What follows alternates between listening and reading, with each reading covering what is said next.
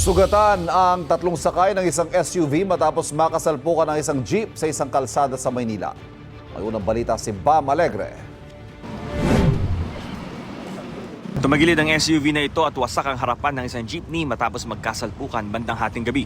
Nangyari ito sa panulukan ng Nakpil at San Marcelino sa Maynila.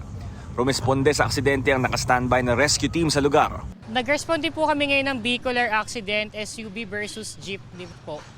So, upon arrival po namin,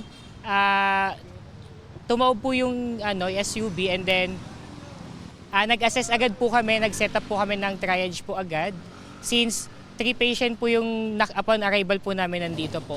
And then yung isa po nasa loob po ng SUV.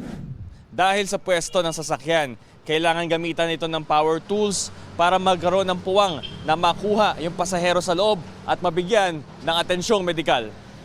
Ang driver ng SUV na government vehicle, malubha raw ang lagay ayon sa mga rescuer. Nagtamo naman ng minor injuries ang dalawa pang kasama nito.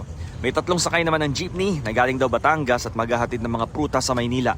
Ligtas daw ang mga sakay nito at dinala sa ospital. Bigla daw pong mabilis ang pagkakatawid. Ayos naman sila, kaunti lang gas-gas, kaunti lang silang may gas-gas na kaunti. Pero okay daw naman sila. Patuloy ang investigasyon ng Manila Traffic Bureau sa sanhi ng aksidente. Ito ang unang balita, Bam Alegre para sa GMA Integrated News.